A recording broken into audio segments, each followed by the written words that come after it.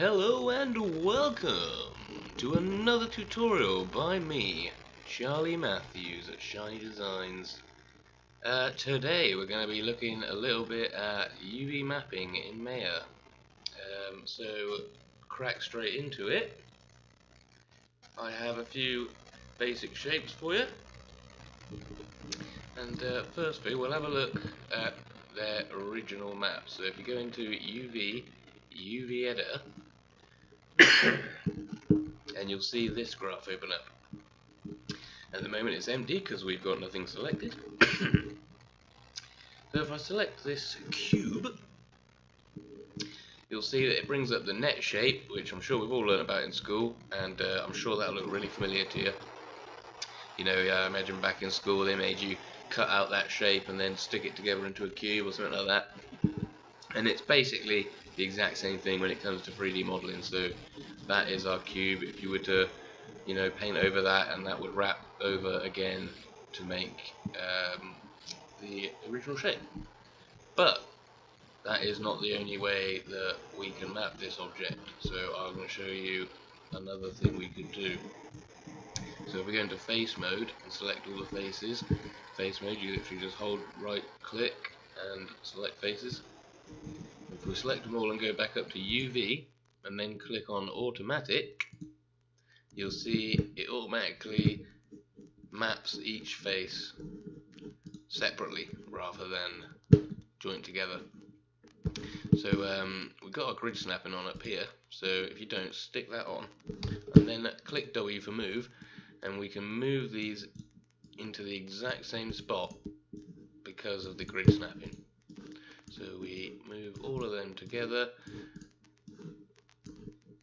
and then select them all.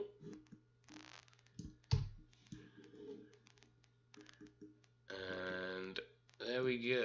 So this would obviously mean that whatever you paint on that would be applied to every face the same. So say you were making a crate and you didn't think anyone was going to look at it particularly much, so you could have all of the faces just the same. So literally, if I go into Photoshop, click over here, and you'll see just one side of a crate, which I've just got off the internet. If this is somebody's, you know, I'm not making money, so don't worry about that. But if I was to just save as Targa, TGA, let's call it crate.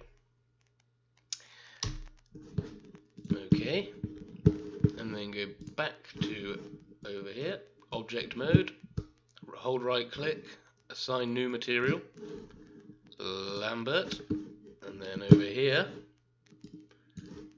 we click on color, file, the little file, and there's our texture, and we open it, and boom, there you have it. So that same one face is applied to all sides, which is fine really when, you know, it's just in the background, no one's going to go up to it, you know. But if you did want each side to be a little different, or, you know, you want just a sticker on one side, you just literally separate the face that you want to put it on and, you know, rearrange the map. And while that is all well and good for texture maps, you know, that's no good for a light map.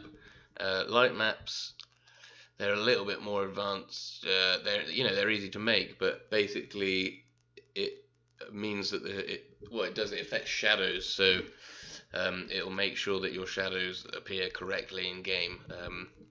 So what we can do to create that is up here. You'll see UV sets, and we'll see we've just got the one.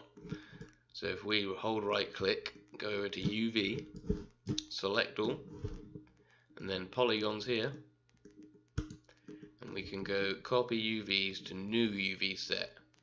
We'll click on the little square, and you'll see I've named it light map already.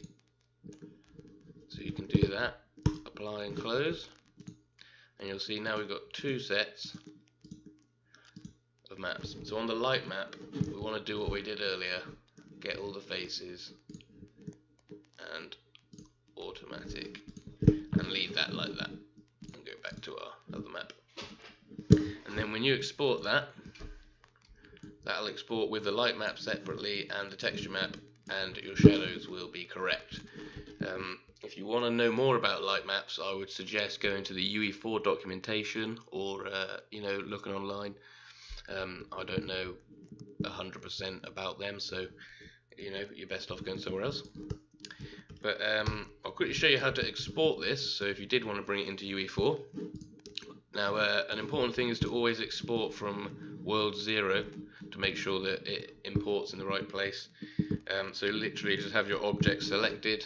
Up here you'll see these 3 boxes, or maybe you won't, which means you need to click that little arrow there, and then just 0, 0, 0, enter, happy days, and then just file, export selection with the little box. Oh, in fact, we don't need the box, my bad. That's just export selection. Choose where you'd like it to go to. I'm just going to go there, call it create mesh. You'll see a lot of options on the side here, not so important for now really. So yeah, just name and export for now. And then in Unreal Engine, simply click import, find where you saved it to, open, import, and there is your crate. As for the texture, do I want to do that in this video? No, we'll keep this video short. If you watch the next one, I'll show you how to import and create materials. But for now, we'll stick to the mapping. So, as you'll see, we've got a few other shapes. Now, a cube is obviously pretty easy to map, it's a cube.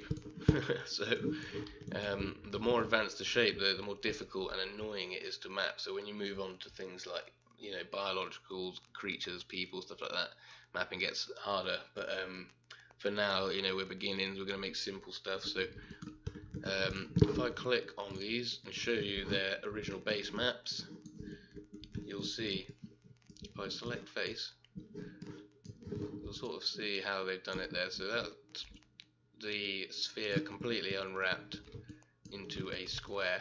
Another way you could map the sphere is select the top half of the faces, click UV, go to planar, and planar just means flat side, so you're mapping in flat axis. So if we pick Y, which is the up-down axis, apply, and then you'll see we have it from the top, and you can select the outer UVs, bring them out a bit, so on and so forth, and yeah, you can have it that way instead. Sometimes it's better to make your own map than go with the one they give you originally. So here, you might have seen this in the last video, we did a barrel like this. Cylinders usually give you a pretty good shape straight away, so you always have the top, the bottom, that's bang on, and then the side you can just stretch out. I usually keep those like that. I don't really tend to mess around too much with those unless you have to. That's quite a good map.